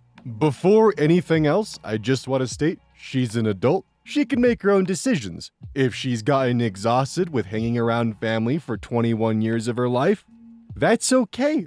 She can do other things now. She's an adult. You're not entitled to her time. I'm also going to totally just overlook the fact that you called your sister a slut for not, engaging with family activities. The modern woman comment? That's, buddy, why are you calling your sister a slut? And I know you participate with the incel vernacular because thankfully user Sally the Worst has decided to dig through your post history, and oh boy, what a yikes. I'm not going to read through this entire comment because there is a lot of it, but we find him complaining about things like he's disenfranchised with the education system and how he feels like he was lied to. All he has to do is get good grades and work hard and he'll be successful, which that is a fair complaint. Granted, I'm not a fan of how he goes about it, and we're not going to read every single little bit of thing that he's posted. But he also goes on talking about Western society favors women and rich people, DEI is real, and it's trying to push Gen Z white men out of the workforce. Yikes. Should chronically single men consider getting castrated? Oh no. Buddy, I almost feel bad for him because I understand like the loneliness and like just the feeling of isolation, but he called his sister a slut. Like, he didn't directly state it, of course, but he used that language that basically is a dog whistle for it. I get the impression from reading through his post history that he had the expectation that he was entitled to the life that he wanted. That if he did these certain things, that they would just magically happen to him without realizing that there's more steps to it. Buddy, if you want the future to look a certain way, you gotta take the first couple steps to get there. You can't expect it to be dropped at your feet. That's just how it is. You need to put effort to make friends. You need to put effort to actually get a girlfriend. You gotta put effort into yourself and make yourself a more desirable human being. It gets worse. Here's some of the comments that he was posting underneath this post. Someone asked him, "Do you have friends? It sounds as if you spend a lot of time with your parents. Many young people would rather be with their friends. My only friend is overseas right now. I don't have a friend group and most of my free time is spent doing solo activities, creating YouTube videos in the gym, as my goal is to be a successful YouTuber in my niche. I feel like my interests and goals don't align with most people my age, so I bite the bullet and go about this alone." In regards to his sister, has she actually given any reason to be mad at you or the rest of the family? Anything in particular? Apparently, I give her anxiety because I get easily angry over stupid things like slow Wi-Fi. I create YouTube videos, so it's frustrating when download speeds are slow. I'm trying to be less reactionary. Ooh, that does not mean what you think it means. If you did use that correctly, then we have another problem.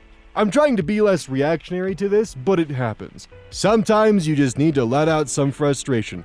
So she let you know it makes her uncomfortable, and your response was basically, "Too bad, I'm not changing." And now you're surprised she doesn't want to hang out with you after that. You just let her know you don't give a shit about how she feels. She never confronted me about it. I found out from my mom as she tends to gossip behind our backs instead of voicing her frustrations directly. She's probably fucking scared of you, dude. How many fedoras do you own exactly? I'm more of a baseball hat person. So, modern women problem. Do you by any chance live in your basement under a rock? Do you actually date, or are women repulsed by you and that, fun personality you seem to have? I can see why she doesn't want to hang out with you, and if your dad is anything like you, her complaints are completely justified. No, I've never dated because I just don't interact with women at all. Part of it is because of the #MeToo and how it's socially unacceptable to express interest in women. Most of it, though, is having predominantly male or solo interests. I just don't have many things in common, either physical or philosophical, with modern women. Most of the ones my age are into party/hookup culture. See, I told you! There he is right here stating modern women are only interested in party and hookup culture, and not physical or philosophical activities. Fuck off, dude! I took multiple courses on philosophy when I was in college. Didn't major in it, but I did take a lot of classes. You don't know shit. I wonder if this is a modern women problem. It seems like a lot of younger women act like this. Whoa, sounds more like a sexist brother problem to me. Well, my sister is sexist against men. She has talked openly about how she hates men in the past.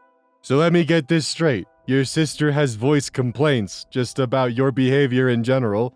And yeah, sure, maybe she is on the hate all men bandwagon.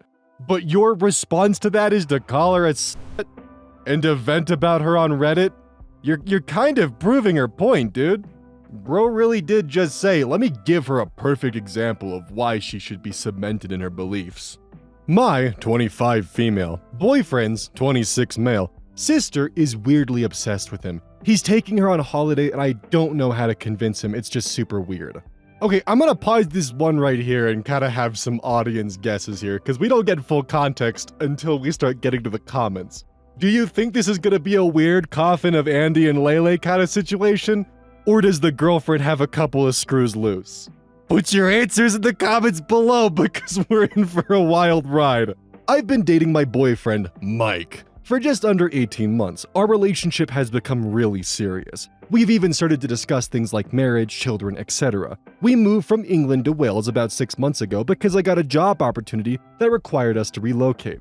He was able to convert to working from home, so has stayed employed by his old company.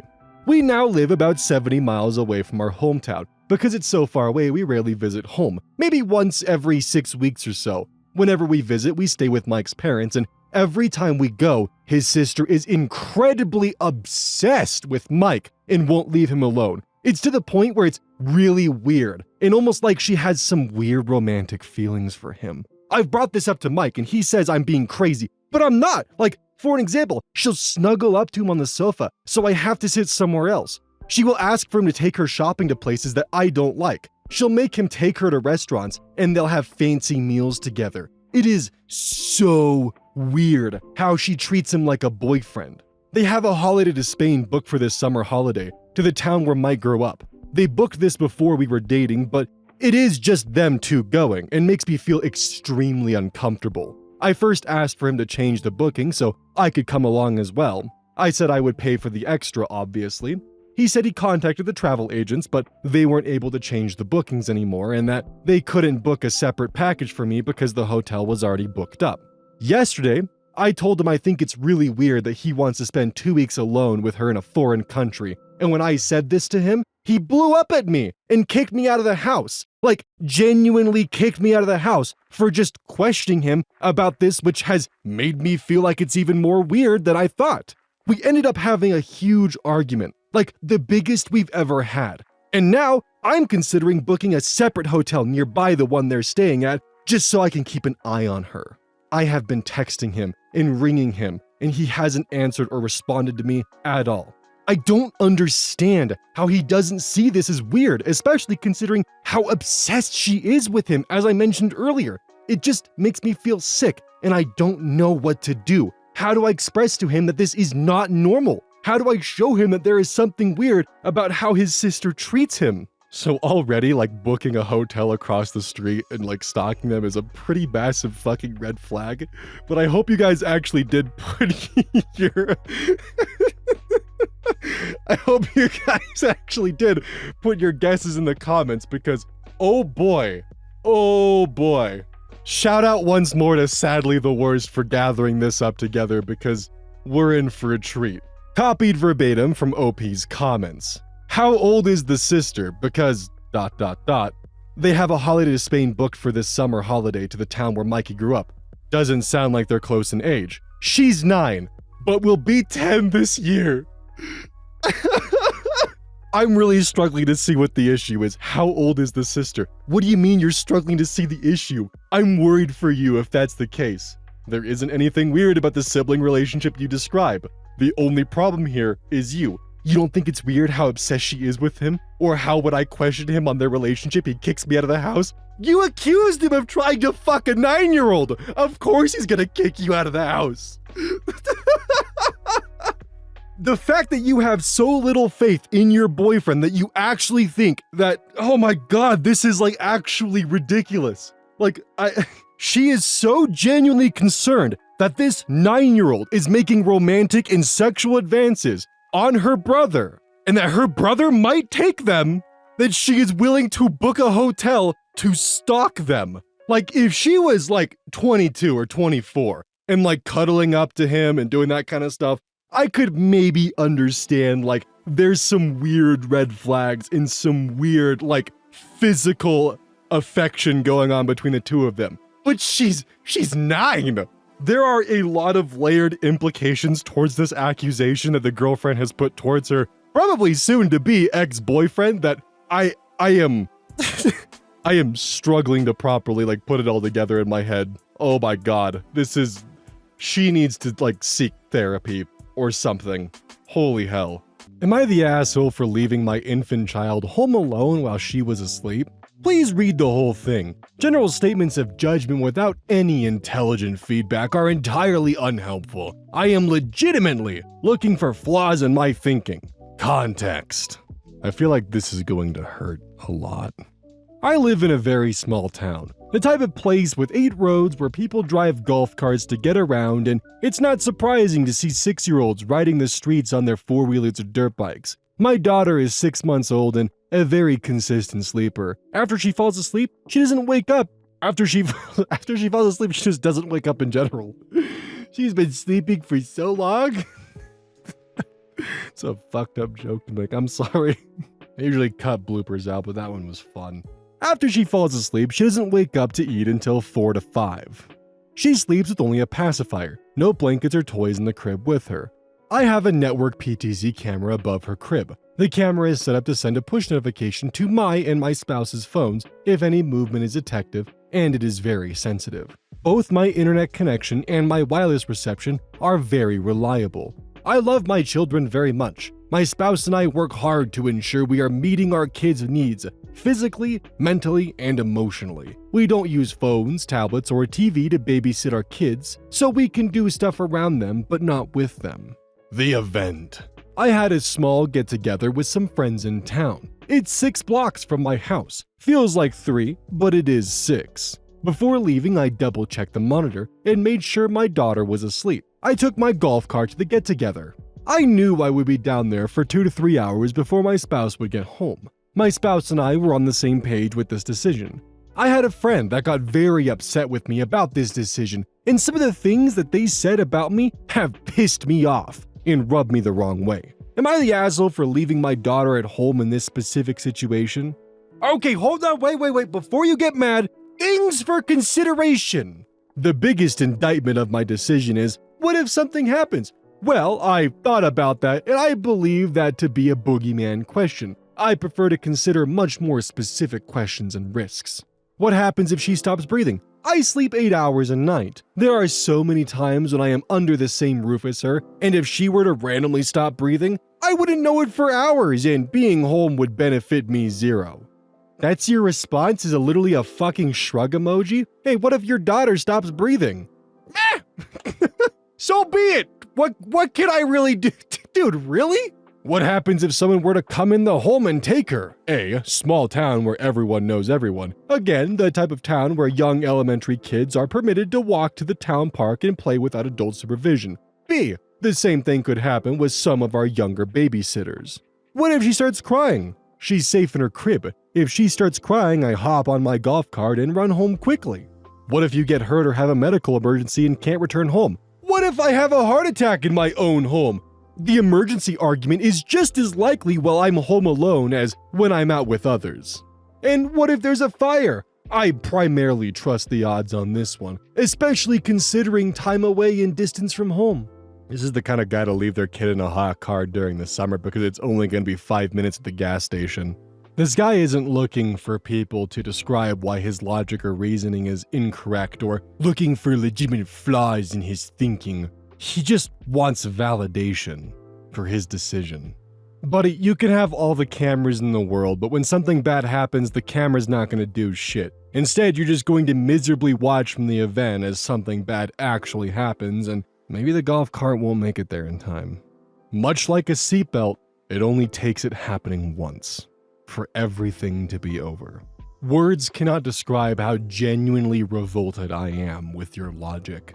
All it takes is an appliance not being up to code or something being plugged in and having a bit of a fuck up with the wiring, and the house goes in flames, and you would spend the rest of your life with that guilt. Do you really trust your golf cart to make it faster to your infant's room than the fire? This was posted to r/legal advice, and you're not prepared for what's about to happen. Can I legally send AI-generated images of myself with other women to my ex-wife? For context, I'm a 47-year-old divorced man, and I've been divorced for 2 years. Currently, we only contact each other regarding our son, but I've noticed she's been public on her Facebook about her new partner, and I started generating AI images of me with attractive women. Obviously, I edited my face onto them, and started sending them to her on WhatsApp. I started 2 days ago with 2 images, and recently started sending more of them, and she told me to stop. Can she legally prohibit me from doing this? What is wrong with you? I would say see a therapist, but I don't think they can help you out of this one, bud. What are you doing? My ex-wife is happy with someone else. Ha! Let's see how happy she is seeing me fucking this celebrity. Yeah, that'll show her. Just don't count her fingers. Like, legalities and unsolicited nudes aside, which I'm pretty sure she can get you for harassment, why would you want to do this? Why are you seeking out legal advice for you to continue doing this? What What a... Dude, I don't even know. There is like a little part of me that is morbidly curious to know what his train of thought was to lead him to not only this decision, but then to turn around and go to r/legal and post this prompt as a, hey, can I do this? Is there anything she could do to stop me from doing this? I have so many unanswered questions. My 25 male, sister 27 female, son is sick and I told her it wasn't my problem, and now everyone is mad at me. What should I do? My 25 male, sister 27 female, has a 12-year-old son. My stupid-ass sister got pregnant when she was 15. When she had the baby, my parents asked me if I could help her out, and I was honest and said no. Her kid isn't my problem, and I don't care if she's my sister. I didn't tell her to get knocked up. My sister had to drop out of high school and get a job. She didn't go to college. So now she lives with our parents and is a single mother. I, on the other hand, graduated high school with honors, went to a top-tier university, and now have a good job and live in a house. My girlfriend, 31 female, is a police officer. My sister's son has cancer, and she doesn't have a lot of money for treatment and doesn't have good insurance. My parents are financially struggling to take care of her and her son. The father abandoned him. My sister asked me for financial help, and I straight up told her no, because it isn't my problem. Now, my parents and some of my friends are mad at me. It's not my fault my sister is a 27-year-old single mother. Her problems aren't my problems, and I'm not required to help her. What should I do? A lot of people are mad at me. Gee, I wonder why. You're not required to help your sister out financially. Like, you are, of course, not required to do so. The problem here is the low empathy response you gave, the fact that your fucking nephew is dying of cancer, and you're just like, nah, it's not my problem. Not my fault you got knocked up. People are mad because you obviously don't give a shit, my dude. And like, you made it very clear in this post that you don't give a shit about this kid. Like, this is a child. He was brought into this world, and he has fucking cancer, and you still found a way to give yourself a hand job in this post and fucking talk about the fact that you graduated with honors and went to a top-tier university and your girlfriend's a cop. There's an obvious joke here that's not my responsibility to make. That's for you guys in the comments. Anyways, people are mad at you because you're being an asshole and you're just waving off the entire life of a child, your parents' grandchild, because, meh, don't really feel like it. You're not required to financially support them, but there is an expectation that you give your sister just a little bit of empathy, my man. Am I the asshole for my actions towards my boyfriend for signing to someone instead of letting me translate? My 21 female boyfriend, 21 male, is deaf. Before we started dating, I could kinda sign, but since we started dating, I've been trying to get better.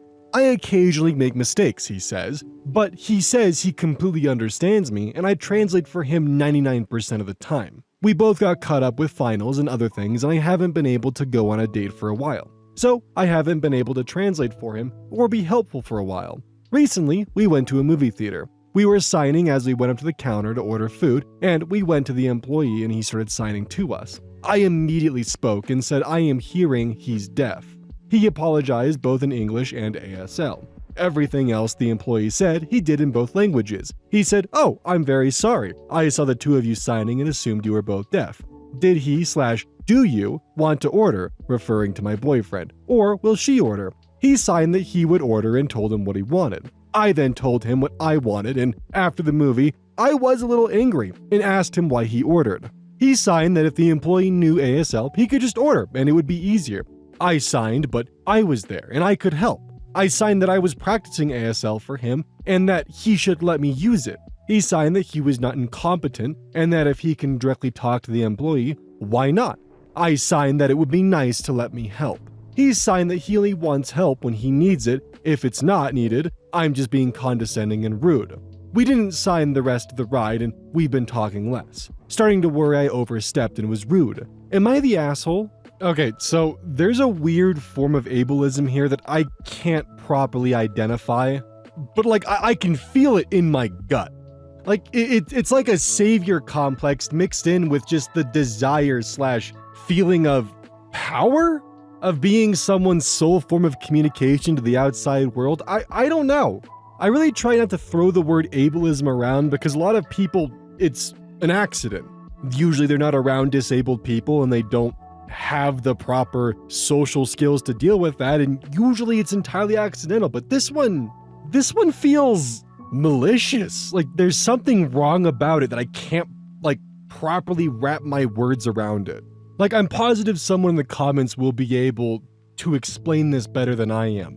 But as someone who is not deaf nor understands ASL, I feel like the boyfriend probably would have been fucking over the moon and delighted to be able to actually speak with someone who understood him and be able to actually be a functioning human part of society without feeling like he has to rely on his girlfriend for a crutch. And the one moment that he was able to actually do this, she wanted to take that away because she enjoys being that controlling aspect, to the point where she felt offended that he wanted to actually speak to someone. There's something wrong about this that I'm still trying to wrap my brain around. And I'm sure that after this video uploads, it'll snap in my brain. I'll go, oh, it's this.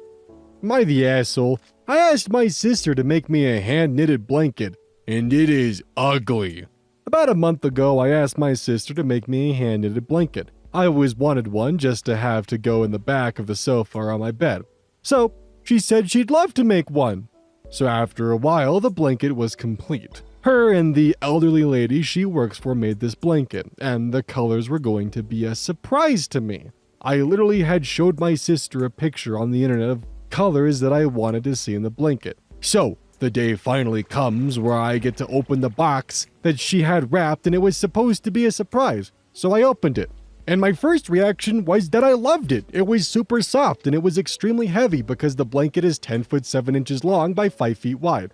But it's extremely ugly. It's got dark hunter green fabric and yellow, red, white, and green threads.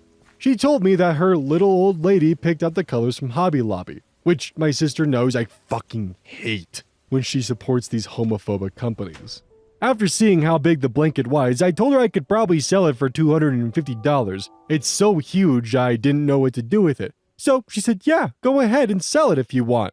So I posted on Facebook Marketplace. For 2 weeks, not a single person messaged me to buy this blanket. I marked it down to $100 for 1 week, and not a single person messaged me to buy this blanket. It is ugly, and I am not exaggerating. I will attach a picture in the comment section below. So I told my sister the other day not a single person has messaged me to buy this blanket off of Facebook, and so I was going to pack it up and mail it off to my cousin. My sister suggested that I should just throw it away, and I said, what, are you crazy? And because my cousin lives in Louisiana, she went off and she said she literally lives in the hottest fucking place. Why would she need a blanket? And I said, did you not see the comment she posted on Facebook when I posted the blanket? She said, well, I'm glad you have one made for you. And since I'm not going to use it, I thought I would just pass it along to somebody who would use it. So am I the asshole? Okay, so here's the blanket. It's not as bad as I was expecting it to be. And I know for a fact that this is some people's preferred style. It's not personally mine. I think the colors clash a lot. But some people really like this. The thing is, dude, you missed every single one of your sisters. Yeah, man, it's your gift. You do what you want with it. She gives you the present and your first response is, yeah, someone could buy this off of Facebook Marketplace for $250. Then later you pawn it off to a cousin. Your sister's probably heartbroken because she put a lot of effort into this blanket and you turned around and did this shit. Yeah. You're the asshole in this situation. Also, secondary note, in what world is that dark hunter green? That's more of a dark teal, if anything. Am I the asshole for calling my wife passive-aggressive after she, 35 female, had a medical emergency and called my friend instead of me, 38 male? My wife and I have been married for almost 14 years. In 2019, I decided to open up a small business. During COVID, I faced a lot of financial difficulties, since I had sunk our savings and my parents' investment into the business, and I couldn't let it fail. I worked 80-hour weeks and never took a day off. It was very rough, but worth it. As a result, my wife and I have a good standard of living, but I still have to work crazy hours to maintain it.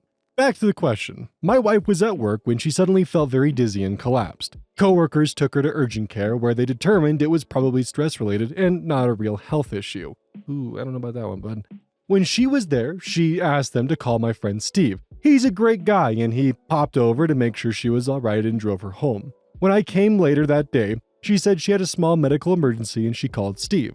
I asked her why she called Steve, and she said it's because he would immediately come to help her. I felt like she was being passive-aggressive about it and called Steve as a lesson.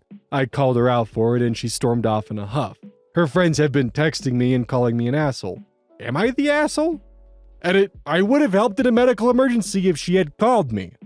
Alright, I'm gonna level with you here, man, because you're definitely in the wrong here. First of all, stress-related stuff. Stress is a silent killer.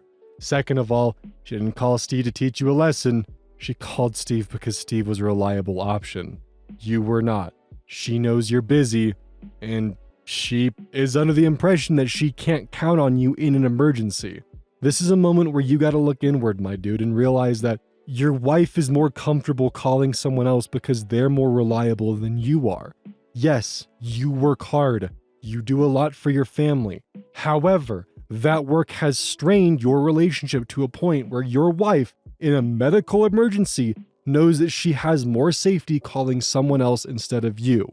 I know that probably hurts your ego a fucking lot, and I understand where the insecurity is coming from, but you gotta realize that it's not because your wife is trying to make you jealous or being passive-aggressive. She felt that she would be safer calling Steve than calling you. Yes, that sucks, but the fact is, you gotta take this as a lesson, man. And I don't mean that in the sense as your wife is trying to teach you a lesson. I'm trying to tell you that your wife is relying on other people because she sees you as being unreliable in terms of emergency. That's not good, man. Would I be the asshole if I don't go to my daughter's wedding? My daughter is getting married next month, and I feel like my hands are tied. I have 2 kids, my son, 32 male, and my daughter, 28 female. My son got married 2 years ago and is now expecting his first child, our first grandchild. Shortly after he got married, my daughter got engaged. We're thrilled that both of our children are all grown up and found fabulous partners. My daughter-in-law is pregnant, and it's been a difficult pregnancy throughout. She is now in bed rest until the baby is born, and I've had to help a lot to take care of her and be there in case something happens. Her parents live 6 hours away and are not very involved parents. My daughter already knew, leading up to the wedding, that my son and daughter-in-law won't be able to make it to the wedding, and while disappointed, is understanding of it. She and her brother were never close to begin with. I told her this past week that I don't think I'll be attending either, as her wedding is so close to the due date, and in daughter-in-law's condition, there's no way of knowing when the baby will actually come. I told her this, and she flipped out, accusing me of playing favorites. My daughter feels like I've always put my son before her, and that's simply not true. My daughter holds a lot of resentment because I helped my son and daughter-in-law buy their house, but not her. But the thing is, my daughter didn't ask for help and didn't even tell me she was buying until a few days before she and her fiancé closed. My son asked for help and we were able to make it happen. I didn't think she would buy so soon and assumed I had a few more years before I would help her. So I gave my son all I could. She told me that the reason she didn't tell me is because I told her I pulled from my retirement early to help my son and didn't want to put me in the same spot. She feels like I bailed my son out and rewarded him for not saving up for a house like she did. We also contributed $20,000 to their wedding, but none to my daughters because they were able to pay for it themselves. Their wedding is much smaller, 80 versus 200.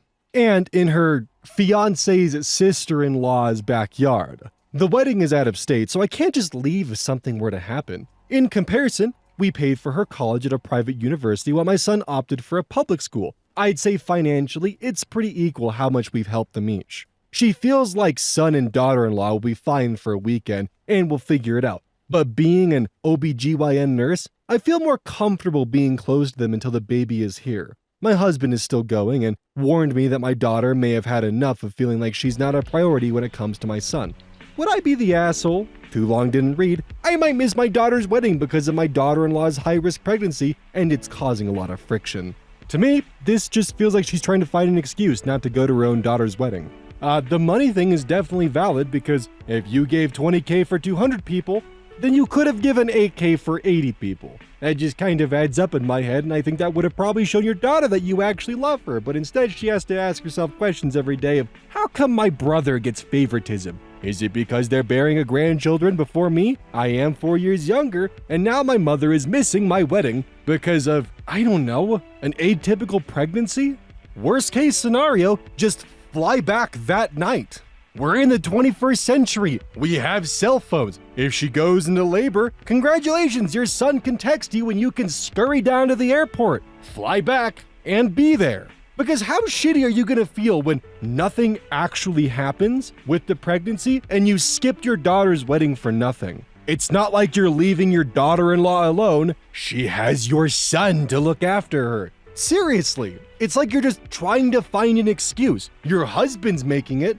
Why aren't you? And yeah, I'm gonna side with the daughter on this one here. To me, it sounds like that you're actually rewarding your son's bad financial habits. Couldn't afford a 200-person wedding? May as well bail him out. Needs help with his first house? May as well bail him out by dipping into my retirement. But when it comes to your daughter, yeah, the private school thing is nice for college tuition, depends on the state because public and private can be very similar or very different. That'd be a very key fact to learn here. But at the same time, since college, which would have been anywhere from 4 to 6 years ago, your daughter has been making very smart financial decisions to the point where they could afford their own house as well as afford their own 80-person wedding. Like, this is such a, yeah, no, you're the asshole in this scenario, that I almost actually wonder if this is just rage bait. And I really hope it is. My fiance broke up with me and my family and everyone else sided with her. It does hurt. I'm in shock. My fiance broke up with me and my family and even my friends are on her side. They are siding against me over this. I don't know if I should be upset or what. I don't know what to feel, but I do know I'm in shock. Her and I were together for almost 2 years. Her, 29 female, and me, male 30. We got engaged 7 months ago and we lived together for 5 months. In August, we were going to move into a bigger place together. We were planning the wedding. Everything was fine. She broke up with me while we were talking about our rent and budget for our new flat. She ended up bursting into tears and yelling at me. She said I am incapable of taking anything seriously. She just flipped out and was yelling and crying, and nothing I said would calm her down. She said she was an idiot for thinking I would change. She went to stay with her mom for almost 2 weeks, and then she came and took her belongings and returned her key to our landlord. She refused to talk to me. I thought she would after she calmed down. I had to scramble to find a place to live before the end of next month. She was always a serious person. I thought we balanced out well, but she said it's impossible to do anything with me. When my family and my mates found out about our breakup, they all said they agreed with her. Some of them even tried to act supportive to me and say sorry and all that, but ultimately, they all agreed with her that I am not serious enough, and they understand why she couldn't take it. She's a surgery nurse, and it's the kind of job where she has to keep a cool head. So her crying and going off like that shocked me. I have an older brother and a younger brother, and one of them called me a clown while the other said he is surprised my fiance lasted as long as we did. My own mom and dad said she was right. My dad says I should grow up. I don't know what hurts more, her leaving me or everyone, even my family, agreeing with her. It's been almost 2 weeks. Maybe it will be different here. I feel like we're missing a lot of information on this. There are large swaths of information just missing that would give a lot of context and possibly make us understand more of why everyone is literally siding against him, but instead we get vague recollections of what actually happened. In my opinion, it sounds like he's trying to hide something and rewrite and retell his version of events. Because all we know is you had a fight with your girlfriend. You gave us no details of what happened on that fight besides she was emotional and upset and I tried to say things to her to cheer her up, but that didn't work. Followed by then everyone turning against you and calling you a clown. What did you say to her, dude? Hell, what did you do? I hate to even imagine that you post this on Reddit as a, I'll show them. Because that's what this comes off as. Don't forget, this is brought to you by GamerSupps. Use code ODDS at checkout. It's basically a caffeine powder that you put in your water, and I actually really like it. I use this on a daily basis. Don't forget that every purchase you make using code EYES directly supports the channel. And if you want a personal recommendation from me, I would either recommend the Soda Pressing Pear or Dragon Fruit Punch. Those two are currently my favorite flavors. And as a note, once we sell a certain amount of stuff, I get my own flavor and my own cup, and you all know I'm gonna choose some degenerate shit that's gonna make their PR team squirm. My goal is to make them regret partnering with me. So please, use code EYES at checkout to make my dream come true of making a PR team squirm.